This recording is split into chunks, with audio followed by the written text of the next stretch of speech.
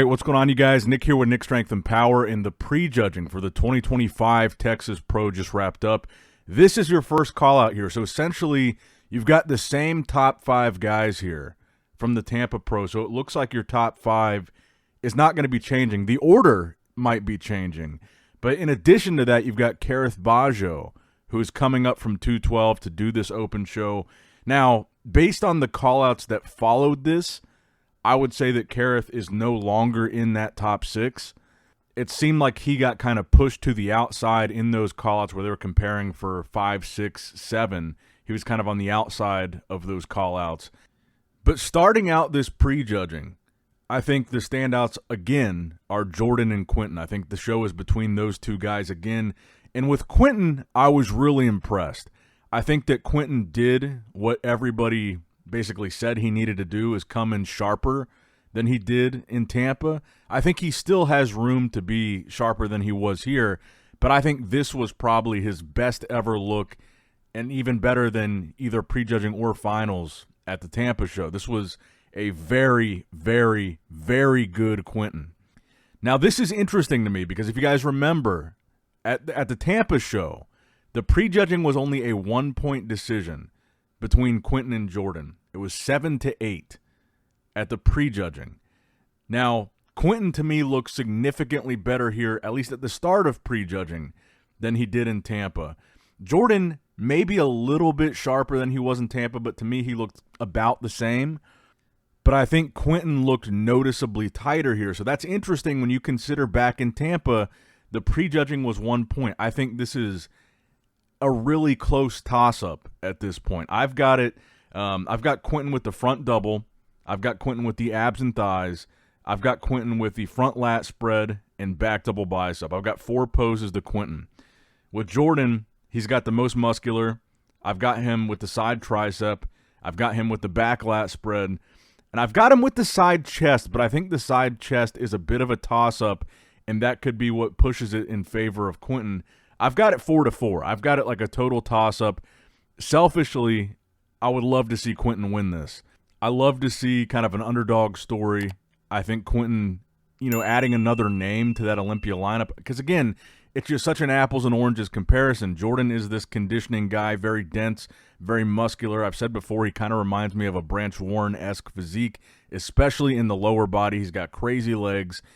And Quinton is just like this aesthetically pleasing, taller guy, reminds you a bit of a Samson Dauda or an Andrew Jacked type of physique. And I think when you consider the fact that Andrew Jacked is a 3-time Texas Pro champion, I mean, this show was kind of Andrew's show for a while. I think it would be cool to see somebody like Quinton win this show that's following in the footsteps a little bit of an Andrew Jacked when it comes to that, taller, aesthetic, bigger guy look. And very similar to Andrew Jacked, not the most conditioned guy on stage, but wins with that flow, with that aesthetically pleasing physique, with that shape. That's where Andrew really excels, and I think that's where Quinton excels. So this is going to be a question of, the same thing as we saw in Tampa. What do the judges like here? What are their eyes drawn more to? A very aesthetically pleasing guy that's in good shape, or a guy that's really dense and really conditioned like Jordan?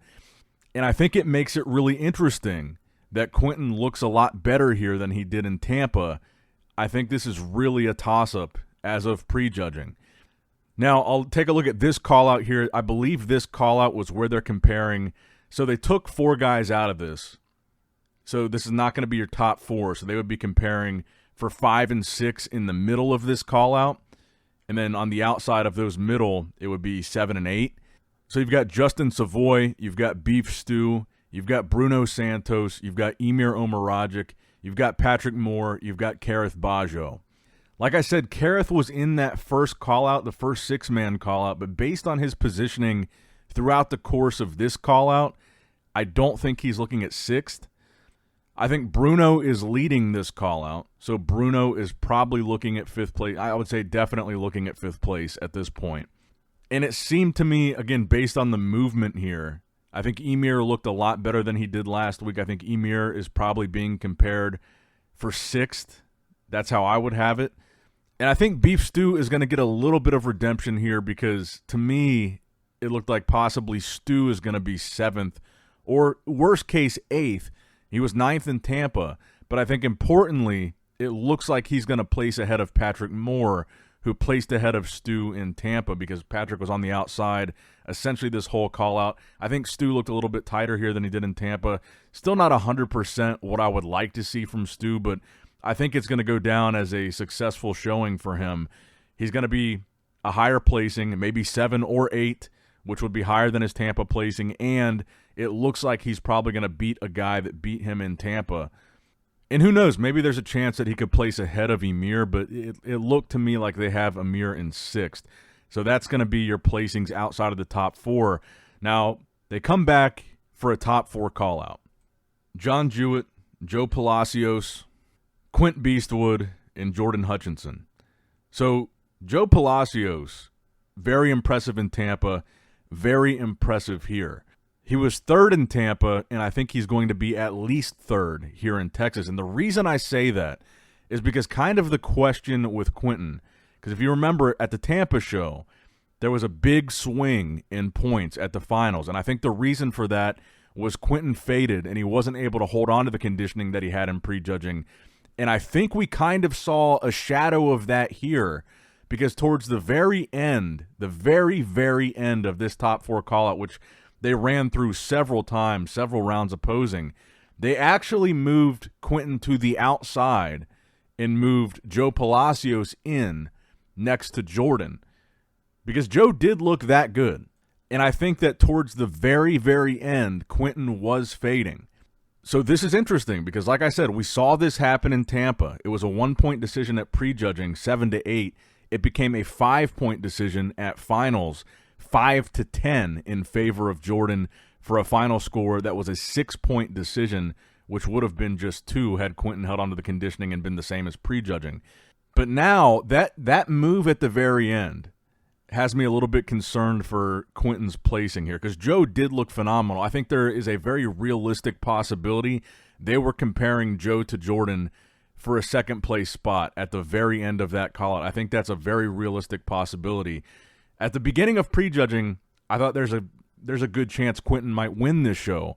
Towards the end, I started to question it a little bit, especially with that move of Joe to the center. I think that's concerning if you're Quinton. Because, of course, they moved Joe and John to the center to compare for 2nd and 3rd, or 3rd and 4th, rather. Then they moved Quinton and Jordan back in the center because those had been the clear top 2 throughout prejudging. But that very last move, moving only Quinton to the outside and moving Joe in, I think is a bit concerning. So I think finals is going to be very, very interesting to watch. How does Quinton look? Is he able to hold on to his conditioning? Is he going to fade drastically from how he looked at the beginning of prejudging? Because that beginning of prejudging Quinton, I think, was probably winning prejudging. But the longer they worked these guys, I do feel like Quinton started to fade at the end. I don't know. It's a toss-up here. I would really like to see Quinton win this show and get the Olympia qualification, but that final move at the end makes me feel like Jordan is leading prejudging, and they might even be considering Joe for 2nd, which might mean that somebody on that judging panel, the reason that call was made, somebody on that panel might have Quinton in 3rd, and if one of the judges has him with a score of 3, it would really impact his prejudging score, and it certainly would not be a 1-point decision if that's the case. It could be a big margin between 1 and 2 if Quinton is still 2nd. So I'm kind of torn on this one. At the beginning of prejudging, I had Quinton ahead. Towards the end, it seems like Jordan is in the lead. Just that final move really threw me off. Moving Quinton to the outside just really, I don't know, that didn't seem good. I'm very curious to hear what you guys think in the comments down below. I'm really torn on this one. Like I said, I feel like they're probably going to go with Jordan based on that move. I would love to see Quinton win this. Started out this prejudging, like I said, probably his best package to date. But, yeah, I'm very curious to hear what you guys think in the comments below. Who do you have winning this show, Jordan or Quinton, or maybe even Joe Palacios, who's been very impressive thus far? Let me know in the comments below. That's going to wrap it up for the video, guys. I hope you did, in fact, enjoy it. Make sure you like the video, subscribe to the channel, click that bell notification icon if you have not already. And as always, I love you guys, appreciate you guys. Nick Strength and Power signing out. All right, guys, don't forget to click that like button and subscribe to this channel if you enjoy the content. Also, check out my Instagram at NickStrengthPower, my Facebook page, which is simply Nick Strength and Power, my secondary YouTube channel, Nick Strength and Vlogs, for vlogs and bonus content that you will not see on this channel. And consider subscribing to my third YouTube channel, Nick Strength and Pokemon, which is all things Pokemon and trading card games, completely unrelated to this channel. So if you're into that, give that one a look. And all links to merchandise and social media will be in the description box below. If you guys want a Nick Strength and Power t-shirt, that will be in the Shopify link below. Have a great day.